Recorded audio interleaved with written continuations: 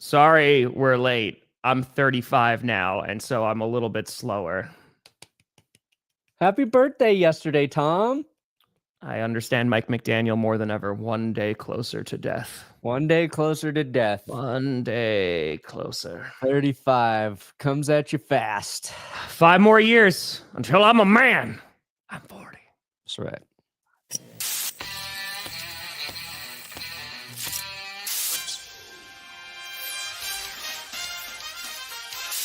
Hey, Brandon, while the intro's playing and nobody can hear us, so now we can run for president now that I'm 35 and you're 40, but just don't tell anyone. Yeah, because we want to ramp up to it. Yeah. So we're going to do that. We're going to bring back all the drums. If Stephen A. Smith can do it, we definitely can. Yeah, no, we definitely can. But yeah, don't say anything, though, because the show's about to start, and I don't want to. Oh, baby. We here. I'm a man. I'm not 40. I'm 58. We steer. You in the right direction. Welcome to another edition of the Grossi Perna Show. I'm Tom Grossi. That's Brandon Perna. This is GPS. Dude, if we did run for president, okay? No. If you ran for president, Wildflowers. I was the vice president, just like I want to be, right? Like, I don't want any responsibilities. Yep. And you won. I feel like the worst case scenario would happen, and you would get assassinated very quickly. Yeah. And then I would have to assume the role that I didn't want at all. Correct. No, that would 100%. I did. That would 100% happen. Yeah. But it could be, right? Like, I get assassinated, just out and about, whatever. But I also could see, like, I fall down the stairs, right? Or like it could just be like, I did it, and then I'm like, Tom, every time you leave the White House, you're wearing a suit, but your shirt underneath is a bullseye. Why are you doing that? It's just a Packers jersey. I don't know what you mean, guys. Just, I think a State of the Union with a live chat really could do something. I don't know what it could do, but it could do something. Did you see Stephen A. Smith raking in about $40 million a year right now? He's averaging 20 mil from ESPN, and then he's got a 3-year, $36 million with Sirius. And then they're like, plus his podcast and YouTube puts him right around 40 mil per year. My goal is to make 1/40th of that. if I can make 1/40 of that, and then get right, and then maybe a quarter of that over my entire life, we're set. My goal is to make 3 times that. So, wow, you want 120 million a year? Yep, and then I work for exactly 2 years, and then that's it. Then I feel like after 120, I'd be that's. But I love it. I go for 1 extra year because, I amassed some debt in that first year. Got to pay off my cocaine habit and gambling addiction and alcohol abuse and strippers. And the strippers are for my wife, by the way. Yeah, I was about to say, you would male strippers that I'm paying for Jess. Yep. Whew. A long bill. You don't think you can spend 40 mil on strippers, but let me tell you. You can. Yeah. That's what we're here. Hey, we got a lot to. I want to talk about those Monday night games with you. We streamed both of them here. Watching those offensive lines again for the Buccaneers and Texans, and just especially the Texans O-line, definitely want to talk about that. There is a number of QB injuries that are going on in the league. Of course, you're having guys like Desmond Ridder and former Packers quarterback Sean Clifford getting signed. We're going to talk about the Jake Browning versus Carson Wentz battle of the Titans that's going to be occurring next week. And we'll also talk about kicking balls, because I know we talked about this a little bit, but there's some little extra here. So. Yeah, you'll have to educate me, because when I hear the word kicking balls, I don't care. Unless you're getting kicked in the balls. Just kick it through the uprights is what I say, Tom. You got one job, kickers, and then they are missing a lot. They are missing a lot. Yeah. Which is interesting, I want to talk about that. I mean, the good news is that there are folks who are doing their job, like the Colts kicker, for example, right? Like, that's going in. But wrong. So it's what you said you wanted. Shanked it. Seto, tomorrow night, you got the Buffalo Bills versus the Miami Dolphins, which... Yeah. People are assuming a blowout. It's a divisional game. Maybe there's always a little. I feel like of it'll be weirdness. weirdly more competitive than that. And the Dolphins lost, but they competed in the last game. It was better than against the Colts. Different than week 1. I still don't think they're good. I don't think they're in a good space. But I don't think it's going to be that bad. But who knows? If it is a blowout, Miami, they're going to start blowing stuff up, right? I would assume so. It's going to start getting pretty bad. If after the month of September they haven't won a game yet, which sun's getting real low, it might be trouble. So hey, listen, Wentz versus Browning, what a time to bring. Oh, nice. Father's Day. You were to see Joe Burrow versus JJ McCarthy, and now the return of Carson Wentz. Happy birthday, Dad. We love you as much as Carson Wentz and a Jake Browning game will allow us to. That's hilarious, Tanker. Well, that's obviously what we're going to do next. Yeah. Obviously. I think the Vikings are going to look better with Carson Wentz. That's what I said. At least for a little bit, because JJ McCarthy has one good quarter under his his belt. Yeah, 3 quarters of just bad play, right? I don't think Wentz, the last time we saw Carson Wentz play, it wasn't the greatest, right? But at the same time, who ruined him? I mean, there's a couple answers that you can give there. Who ruined him? You could blame the Eagles for trading him, and then to that could Broncos. We destroyed him as the Chiefs QB. Okay. But I think Wentz as a veteran might be able to operate that offense. The problem is with the Vikings right now is they have a ton of injuries. Aaron Jones just went on IR. That's a big one for them. Dude, they have they got the injury bug right now from in Minnesota. And they already had folks on the defense out. They had folks on the O-line out. And so the good news is if you're a Vikings fan, is you hope, even though this is not guaranteed, you hope it's getting it all out of the way now, right? Of okay, everybody get the injury bug now, and then we'll be fine, because that's how it works, right? It's all right, we paid our due. We don't get injured anymore. Just ask the 49ers. That worked out last year. But that's true.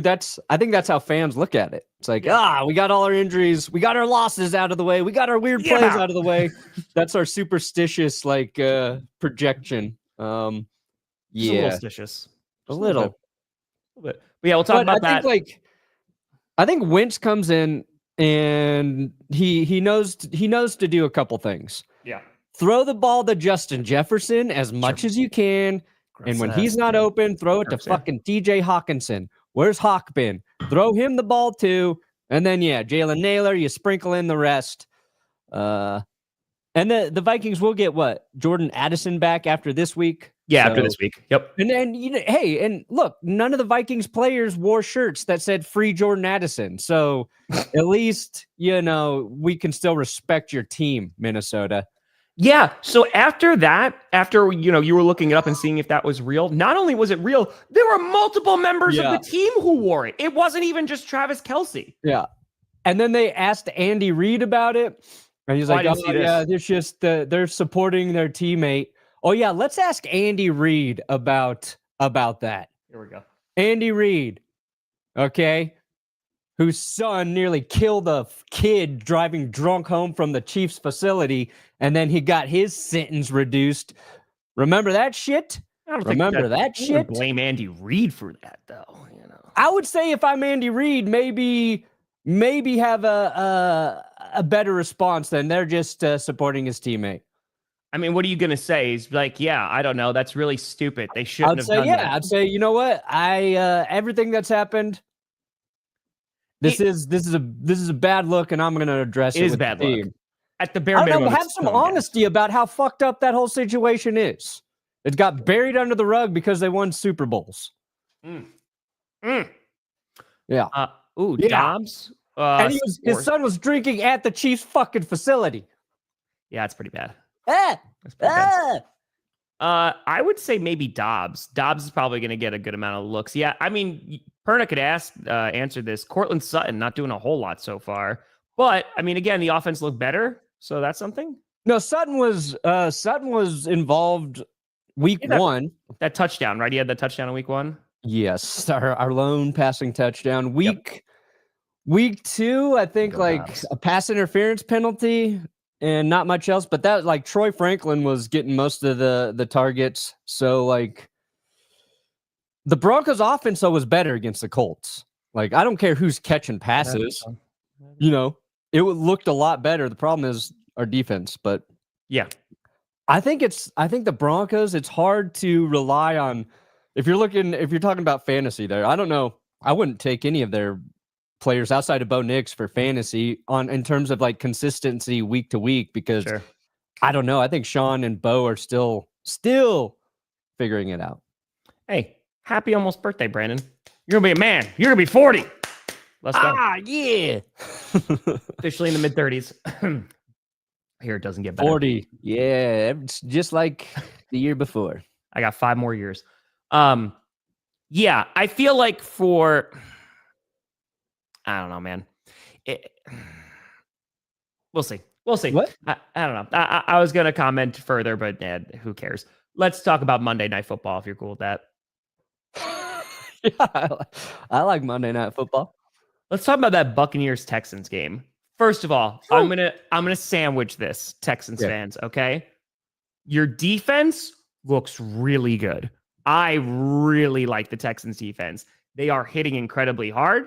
They are able to stop the run. They're able to get after the quarterback. I know that Tristan Wirfs is out for the Buccaneers, and that definitely does make a difference. But Baker Mayfield was under siege all night, and they already had a good pass rush last year, right? So the good news is that the defense looks really good. The bad news is that offensive line and offense as a whole, yikes. CJ Stroud had almost no time to throw. When he was running backwards like 10, 15 yards on a bunch of plays, just trying to escape the pressure. He was having this much time. It felt like there was defenders in the backfield almost as soon as he snapped the ball. And that offense really struggled. I know Nick Chubb had a touchdown, which I'm always happy to support Nick Chubb. But yeah, that's a bit of an issue. And you look at Laramie Tunsil, right? Penalties, the whole 9 yards. I was talking to Pastor about this yesterday, who's a Texans fan. And I was like, listen, I know Texans fans were kind of like, hey, let's get rid of them. Penalties, talks about the locker room stuff, whatever. But he could block. When he wasn't committing false start, he could block Laramie Tunsil. And it feels like there needs to be additional support there, or it's going to be a very long season. Because when they can run the ball, and Joe Mixon's obviously out, they can be effective. But yeah, man, it just doesn't seem like Stroud has a lot of time. Yeah, I think Stroud's got to be better though too. Because if you just look across the field, Baker Mayfield playing without Tristan Wirfs on his offensive line. They lost Luke Godecki after a series. So they're shifting guys around, and Baker was under, I felt like, quite a bit of pressure from the Texans all night, and they figured out a way to win. And I think the way the Bucs have won the first 2 weeks, it's happened in the final minutes of each game. Yeah. That's impressive. You don't like that the Bucs had opportunities to put that game away, and they didn't. And the Texans were gifted a lot of opportunities in the fourth quarter, and they got the lead, but it was the missed field goal. They had the punt return that was a flag that the refs picked up. They blocked a punt, and they should have scored on all of those after all of those situations. Sure. But Tampa's defense had the Texans were down at the 2-yard line. So it was first and goal from the 2, and Tampa's defense turnover on downs. That happened, I think, before all that shit I just said. They also sacked him for the 2-point conversion too.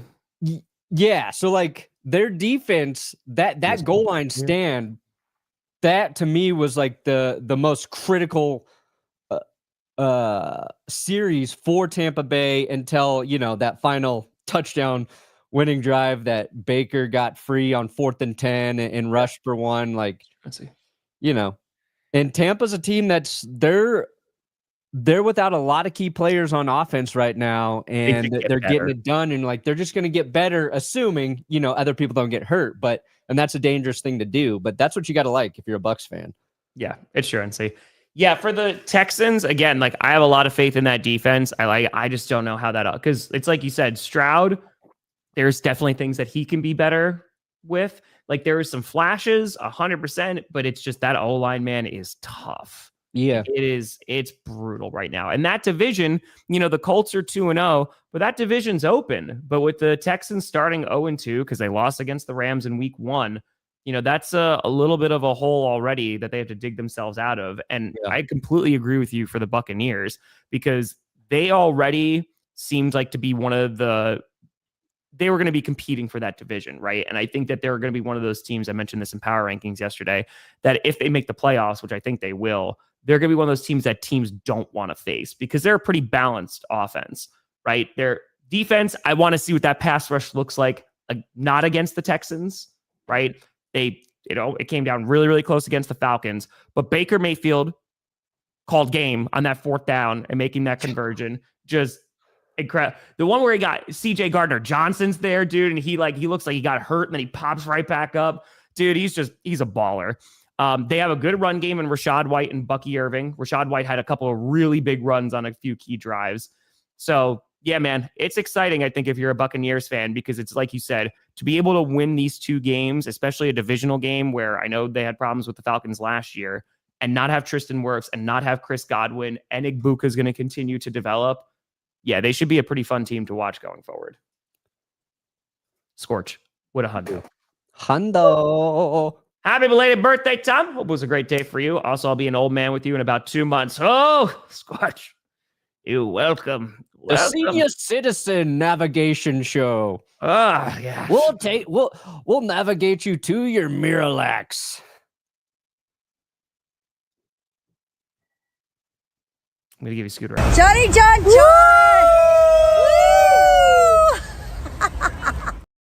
That's right. That's right. So you're saying, thank you, Scorch. You think Baker Mayfield is really good? I think he's a good quarterback. Yeah. Yes.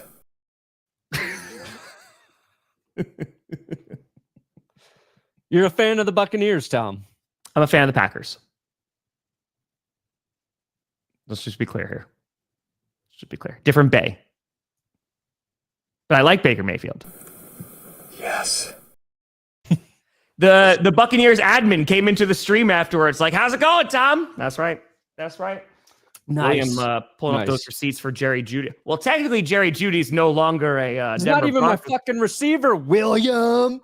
Also, I talked about that situation. I love when people do this. Like I never even addressed William, you don't know what you've done. I love that. Go to the other super. And if you remember, do you know what that situation was? Birthday wish. I appreciate you. Jerry Jeudy locked his girlfriend's I don't think they're getting held keys up. in the car, locked her out of her car or something. And it was an argument. Matthew Golden and maybe it was gets more reps, dismissed. more targets probably. Yeah. Don't pretend like I'm not going to call out bullshit.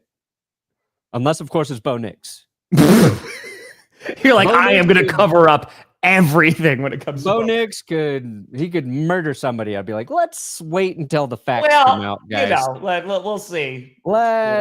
You could. Never mind. Dial it back.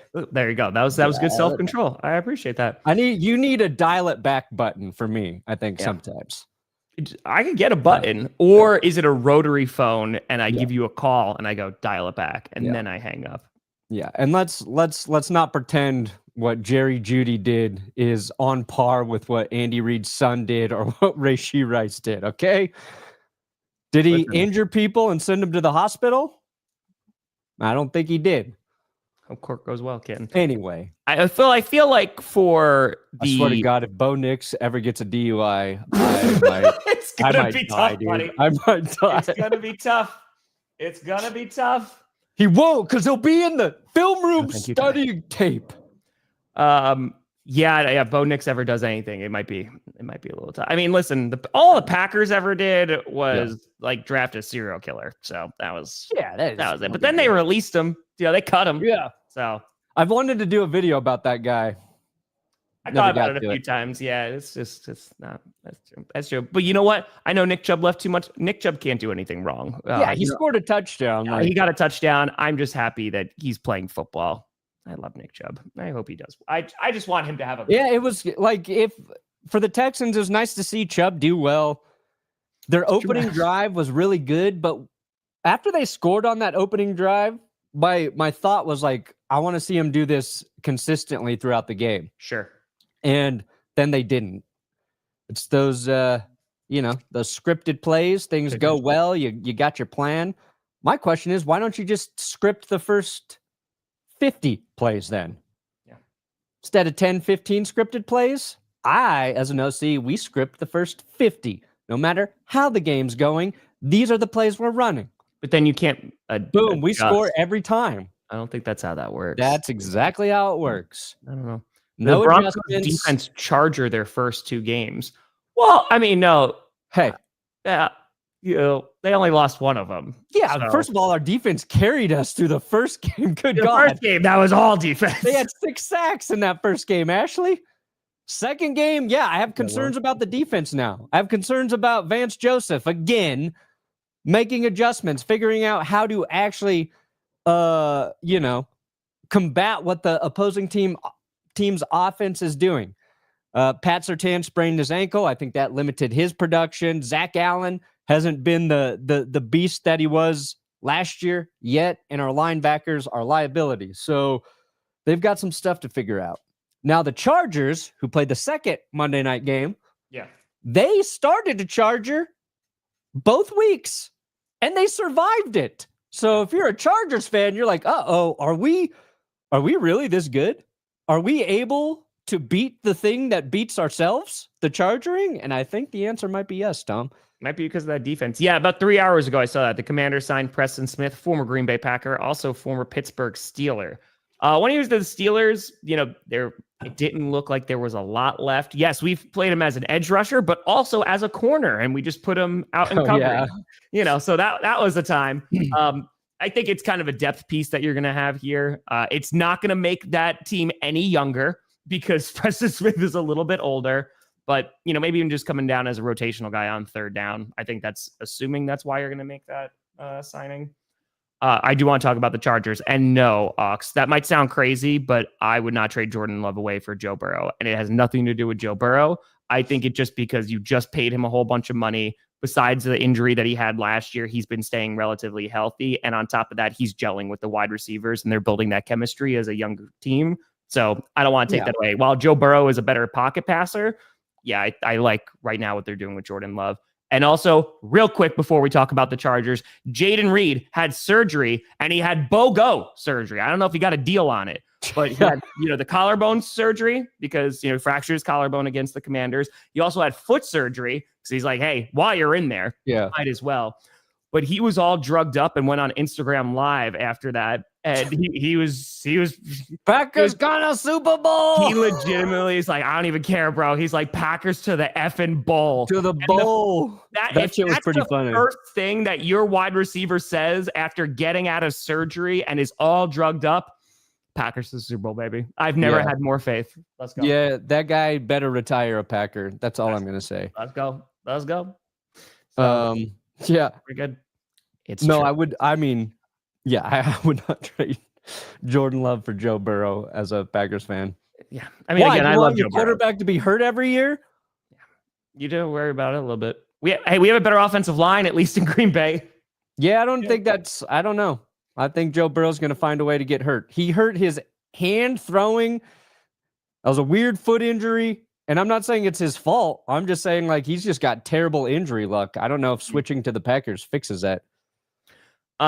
Yes, speaking of the Chargers, before we jump into their game, Khalil Mack, who it looked like he suffered a significant arm injury. His elbow got dislocated. Yes.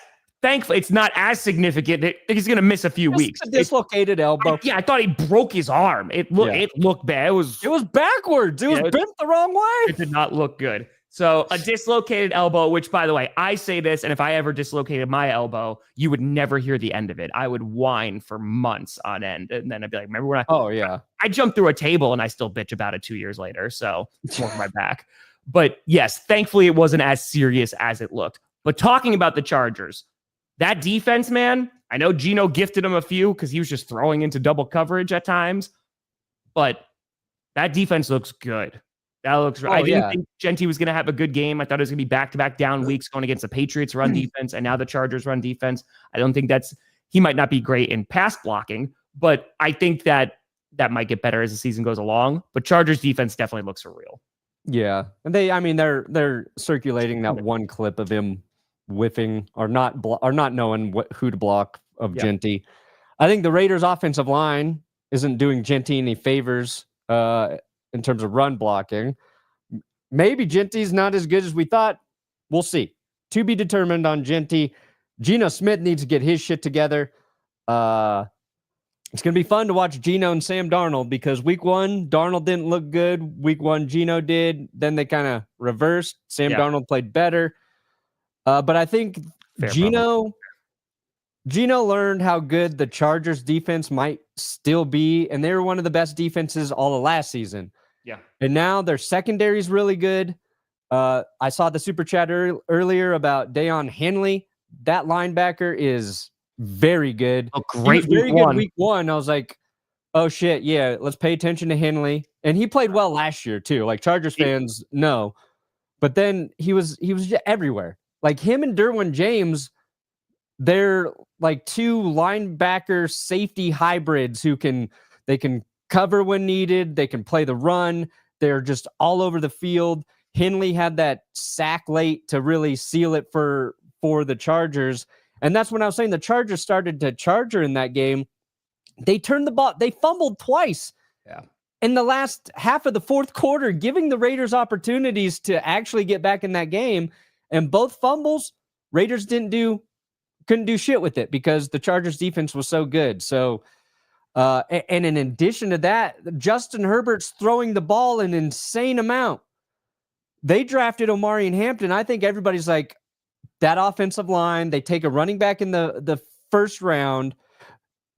They ran a lot last year. They really kind of limited what Herbert was doing in the passing game, not because they didn't trust Herbert, but because I thought they wanted to be this power offense. And now this season, they're just letting Herbert freaking sling it every week.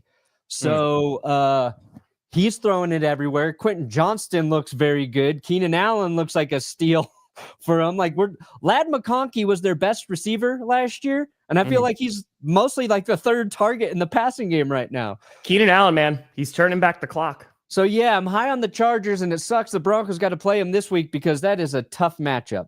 That is a very tough matchup. Ooh, okay. That should be a pretty good game. Oh, you got pee break videos now? Well, Connor made me an interstitial.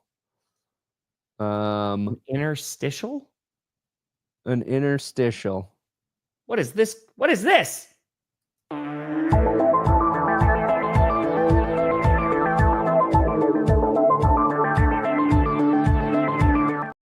Sorry, that's what they wanted to hear. I had to switch. Ah, gotcha. That is true. Quentin Johnston, he's looking good. He's catching the ball. That's all he had to learn how to do. He is catching the ball. Yes, he is. He just had to learn to fucking catch. And he's like, all right. Oh, wait a minute. With my hands? And that did it. If you're the Raiders, starting 0-2, Geno Smith had a tough night. And it feels like... No, they're 1-1. They're 1-1. 1-1. So very sorry. They're 1-1. Apologies. They beat the Patriots week 1. Yes, they did. Apologies. That's I picked them to win. Yeah, that's how well this 35-year-old brain is doing. I feel like with Geno, he was definitely going to be a stopgap. And while you expected better QB play because it is better than what you had last year, there are downsides to having Geno. And I'm trying to identify, like, you look at the O-line, right? Wanting to get a little bit better at receiver. I would say maybe establishing the run, I think, would definitely help. It seemed like there was times, like there was the one play where Geno went to go hand the ball off and Genty was on the other side. And so because of that, it was like a botched snap, right? Sure. And I think he wound up just taking the sack, if I'm not mistaken. But I feel like there's just going to be some more growing pains with this Raiders team. And you're just going to see like, okay, who's standing out this season? Yeah. And you take it kind of from there because Geno seems like the veteran back there. And hey, I'm going to do everything myself, which at times he had to do in Seattle because he had no run game because folks were injured, right? Or when he didn't have a defense in Seattle, obviously last year is a little bit different. And I feel like he's taken that kind of mentality here as well. Yeah. I don't know. What's your take on the Raiders right now? I don't think they have their offensive identity yet. I think like with Pete Carroll coming in, I assumed they would be running the ball more, right? Like that's what they did with Russell Wilson, especially early in his career. Run the ball to set up the pass. Like they had Marshawn Lynch, right? That made things a little bit easier. But 11 carries for Genty in that game? Geno Smith got 5 of their rushes, and we know those aren't designed. They Zamir White, 2 carries for -2 yards. They have to be a establish the run sort of team so Geno can do what he does effectively. Again, tough matchup against the Chargers. Chargers are hard to throw against. Yep. They gave nothing deep. Geno I don't think he completed a pass over 10 yards down the field. That's not really a knock on Geno as much as it's a compliment to the Chargers defense. So I just think they got to run the ball. Yeah. And having Geno throw it 43 times because you're behind and you're trying to get back into the game. And two of Geno's interceptions, one was basically an arm punt before half. It's 3rd and 6. He just takes a shot downfield. The first interception, which was the first throw of the game for Geno, was a bad throw. The other one, he's throwing it into coverage, into the end zone. And in terms of it being a good or bad throw, it's probably an ill-advised throw. In terms of it being a pick-worthy throw, it just bounced off of, I think Derwin James made the play, and then it bounced to the Chargers. So, like, I'm not as much worried about Geno long-term for the Raiders as I think they got to figure out who they are on offense. Sure.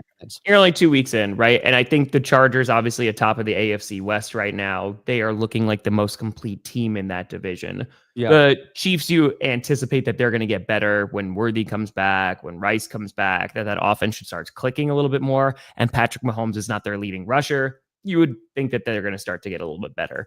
Yeah. But yeah, right now, the Chargers, they are looking pretty darn good. For the Broncos playing the Chargers, am I ready? No. But if the Broncos beat the Chargers, I'm going to feel a lot better about the Broncos because I think the Chargers are very good. The one thing in the AFC West that's kind of bizarre right now, Raiders take Genty. Chargers take Omari and Hampton in the draft. The Broncos, second round, go RJ Harvey. The Chiefs, Mahomes, like you just said, their leading rusher. None of those teams can run the fucking ball effectively. They all suck at running the ball right now. And Omari and Hampton didn't do himself any favors for the Chargers because late in that game, he fumbles the ball and gives it right back to the Raiders. So I think we're going to see more of Najee Harris in the short term here until Hampton develops a little bit more. Trust, Omari and Hampton again. Sure. Dude, Danny Dimes. That's it. Danny Dimes. Yeah, so a couple of QB signings that we got because with all the QB injuries that we have, the Bengals were calling up the Green Bay Packers going, hey, is Malik Willis available? Thankfully, that did not turn into anything because I didn't think the Packers were going to get rid of him because this is the first time that the Packers have had. It said yes for Jamar Chase. Easy, straight up. Easy. How much do you think he's worth? I thought the rumor I heard was a 5th and a 6th. I think that was offered. So there was no shot that they were doing that. When you have a reliable backup that can win games as a starter, you're not going to be giving him up, especially when you're trying to go to the Super Bowl. Yes. So I think you're looking 3rd rounder, somewhere around there. Yeah, you got to you have to entice the Packers to get that because. If you're the Packers GM, you're looking around the rest of the league right now and you're like, oh shit, there's a lot of quarterbacks hurt. You know what? Maybe having a guy who's going to win us a game or a couple games if needed is smart to hold on to. The Vikings, they're going to be rocking with Carson Wentz. We'll see how that goes. Yeah, people were calling about Quay Walker. So sorry for the Packers, but the Packers are like, we're extending him. So. Then you got Jake Browning, who the Bengals know. They're familiar with Jake. A couple years ago, we had the Jake Browntown revolution with the Bengals. He can win games for them. Hopefully, he doesn't throw all those interceptions again for Cincy. Justin Fields is concussed right now, so he's in concussion protocol. If I'm the Jets, I don't care if he technically clears concussion protocol. I think I probably just want to see what I have with Tyrod Taylor this week, because before Fields got concussed, he was not playing well. Josh Allen had his nose beat up. Looks like he's going to be fine.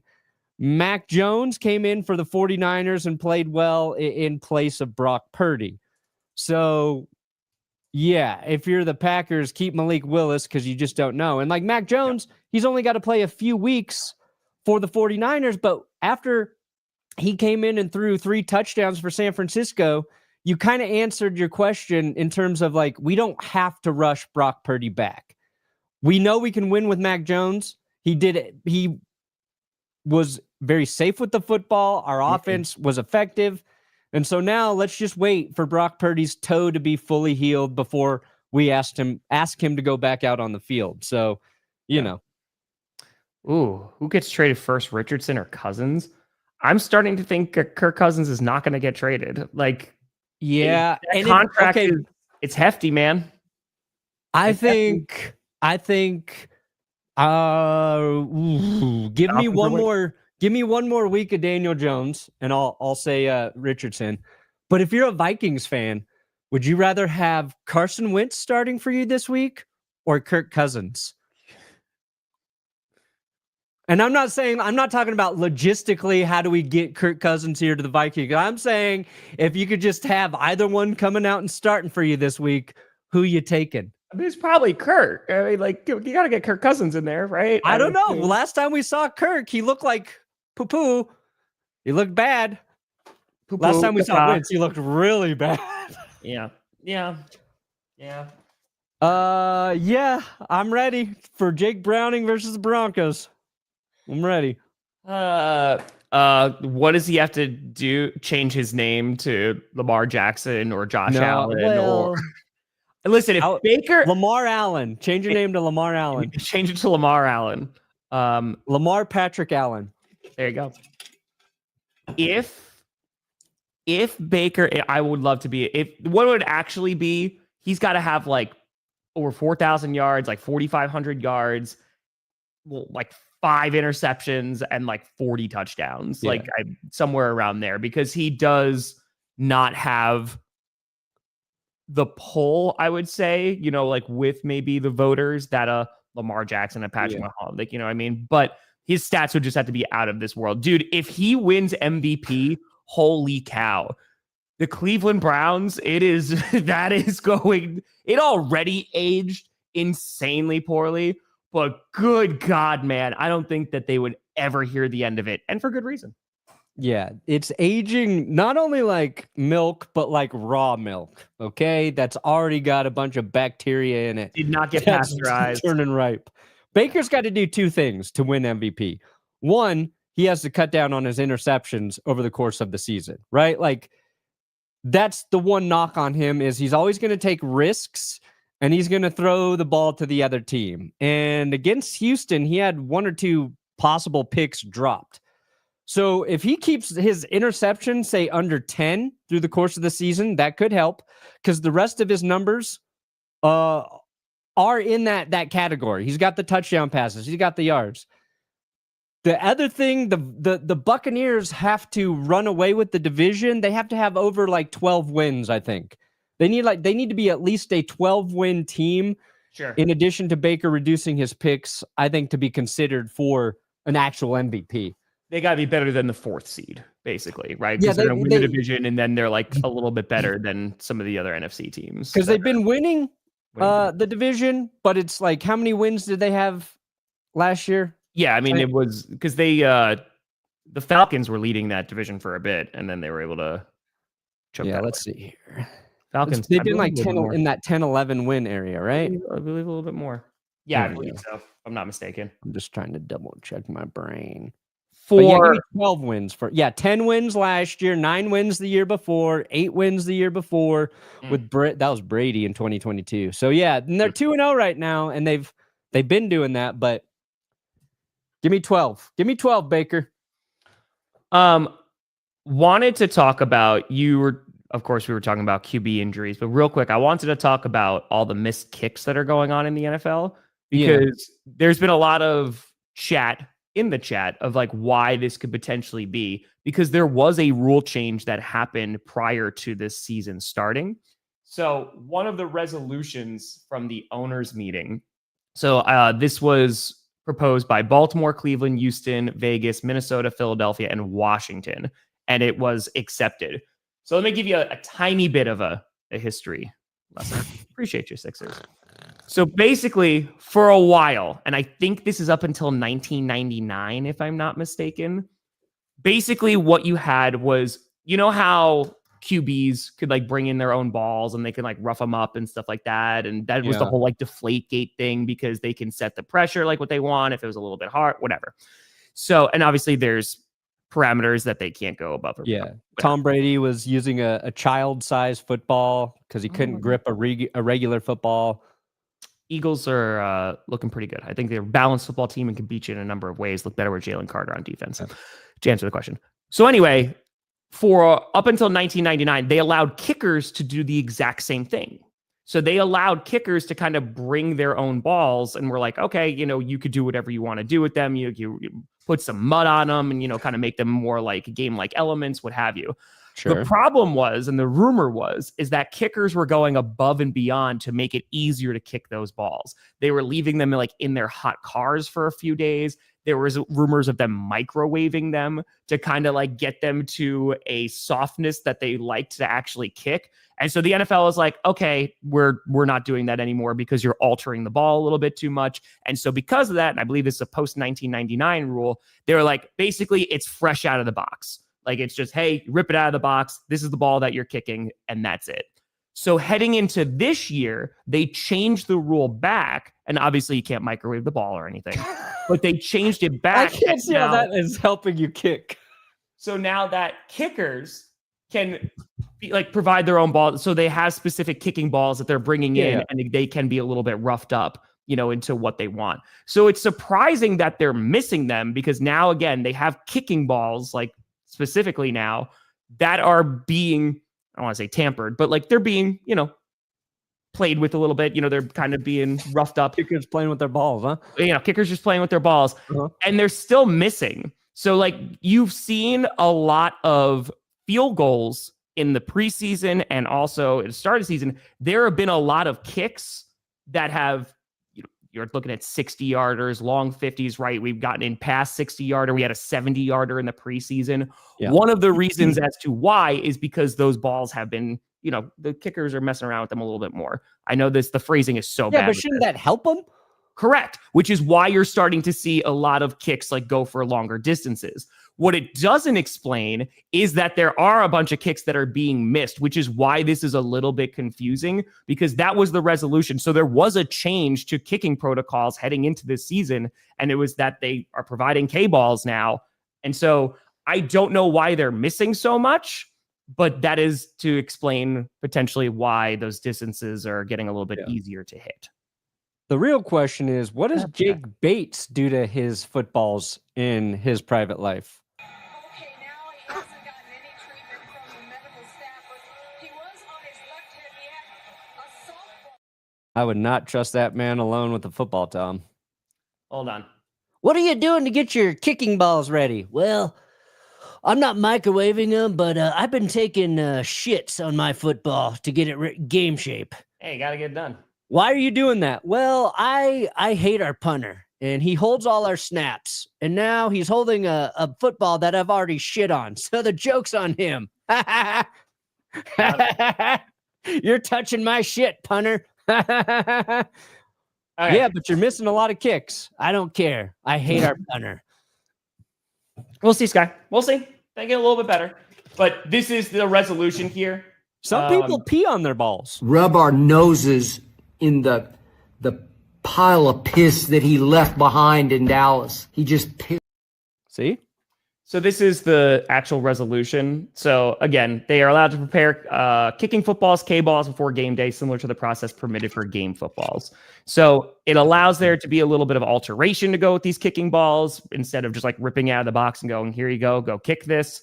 So you would think that you're going to see kickers be a little bit more accurate, but maybe they're just getting used to that to start the season. But that also can help explain potentially why you're seeing these longer kicks be successful as well. I just think the kickers suck. Could be.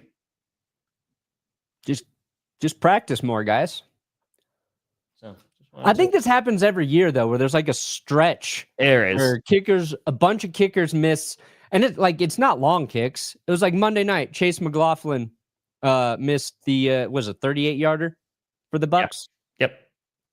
Just there's been and Will Lutz missed the 40, 43, 44-yarder for the Broncos. Mm-hmm. I don't know, man.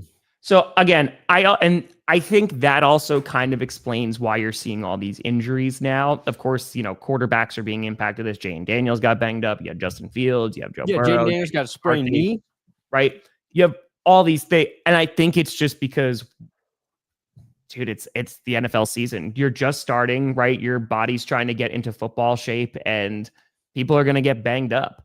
I feel like this also happens, that there's usually a string of injuries in the very beginning of the season. And I think that's kind of what you're seeing with a bunch of quarterbacks right now, too. And the worst one was to Joe Burrow. Like, his foot just got jacked.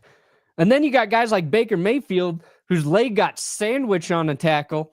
He was gimpy getting up, and then he comes back out and he's fine. So playing quarterback, they've done so many things to protect the QB, and most of those rules are stupid, but they've done a lot of things to protect the quarterback. They're still going to get hurt, because so many of those injuries are just, you get tackled weird. It's not an illegal tackle, but like your leg gets mixed in with an offensive lineman while a guy is sacking your ass. You fall weird. You hit your head. This just, you're good. There's so many ways to get hurt, and they've tried to eliminate as many as possible, but you can't eliminate it. It's just a bad stretch right now. Someone was mentioning about the amount of touchbacks and stuff and how much they're down. I will say this year, I feel like was a little bit more noticeable than last year. I feel like there are significantly less touchbacks. Like, the kick return rates, like, it through the roof. I think that they have found I think being up at the 35 has incentivized teams enough. It's like, okay, like hell, you saw it against the Bears Vikings, right? Like, actually having some psychology behind it of like trying to kick it as far as you can, and the consequences of that. So I do think that they have found, at least for now, like a good compromise of, all right, I think this has made the kickoff a bit better. Yeah, no, I mean, there's way more kickoffs. I think the return rate, what was it? It's an astronomically up. So yeah, if you wanted the kick returns back, they are back. Yeah, I mean, that's what I would still just kick it out of the end zone, honestly. But 35, I think, is a good enough incentive, though. Yeah, it's. I don't know. There's like been, was it week 1? The Broncos almost let one go. It scares me now. Yeah, and there's just something to worry about. Kickers are expected to do more now. Yeah, your special teams players better be good at tackling. That's true. Yeah, yes, you're not. Wrong.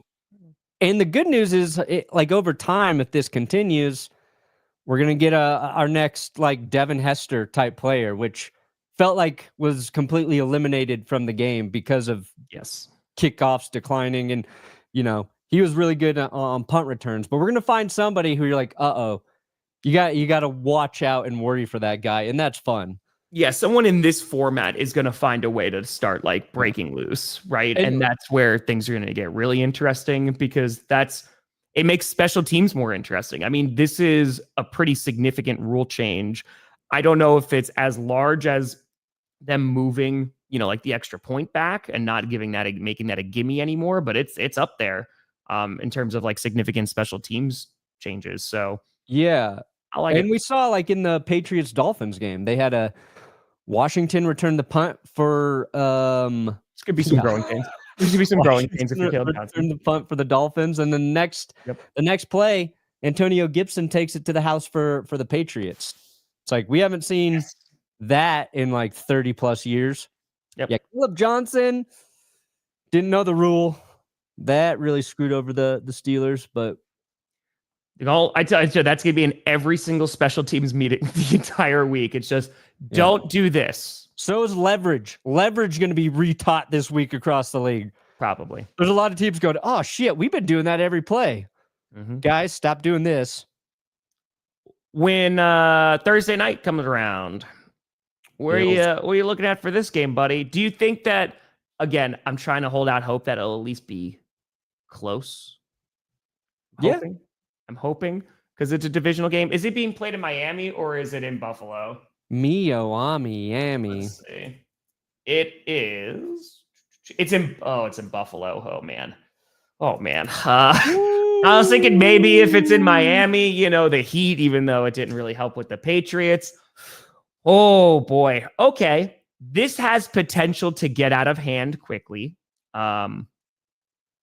If you're the Dolphins, I don't think we're at must-win territory yet, but the sun's getting real low. We're getting to that point where it's, hey, there needs to be signs of life. They were much better in week 2 than they were week 1 because week 1 they were basically non-existent. Yeah. So there was progress. They had a chance to win last week. Some penalties cost them. I mean, I think the Bills are going to win. I think we're just debating, like, is it going to be by a lot? Or is it going to be close? Yeah. Buffalo, they're firing on all cylinders right now. Their run game was really good this past week. James Cook was amazing. Joey Bosa, dear God, has been very good for the Bills. As long as that man stays healthy, he is affecting. He's got 3 forced fumbles so far for Buffalo. Old Joey B. That's a lot through 2 games. So, I think I think it'll be more competitive than we're thinking at the moment. But I really like what the Bills are doing. I like what the Bills are doing right now. I like the way the Packers are playing football right now. I like the way the Colts are playing right now, and I like the way the Chargers are playing right now. So, we'll see. Yeah. Are you put your Colts number 1 again? You have to watch power rankings later today to find out where the Colts fall on the list. By the way, it was just reported that Justin Fields is out for Sunday. Terod Taylor is going to start against the Buccaneers for a concussion. So we'll see. AJ Terrell too, by the way, the Falcons corner. He's week to week right now. He's got a hamstring injury. Hopefully he is okay. Oof. He is a phenomenal. That's a tough one to lose because we were just getting high on the Falcons defense. Yeah, I mean, dude, I put the Falcons on power rankings yesterday, and I just, they're going against the Vikings, and we'll kind of see. But they played a good game against the Buccaneers, man, and so I think that they're going to be a feisty team. I see. I was choosing between Atlanta and Seattle. Yeah, Seattle deserves a little bit more praise. But I was like, you know what? There's the NFC West has 3 2-0 teams. That's too much. Right. Yeah. Most likely. I was like, I'm not going to talk about the NFC West this much. Jesus. Jesus. Yeah. Yeah. I don't think there's very few here's every week is must win in the NFL. If you're in a must win, the only must win I can look at right now is maybe the Chiefs against the Giants, where they're just like, hey, it'd be tough to go 0-3, like what we're trying to do. It would just that'd be a tough hole to dig yourself out of. I think they could do it, but the Giants look better.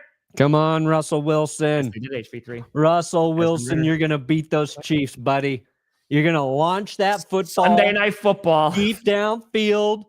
Crush them. Crush them, Russ. Sunday night, which again, heading into this season, I was like, oh man, this is going to be great. You got the Ravens and Bills week 1 Sunday Night Football. Great game. Week 2, when we thought, who knows about the Vikings, right? Vikings, Falcons. That could be a fun game. You got Kirk Cousins, even though he's on the bench, is coming back.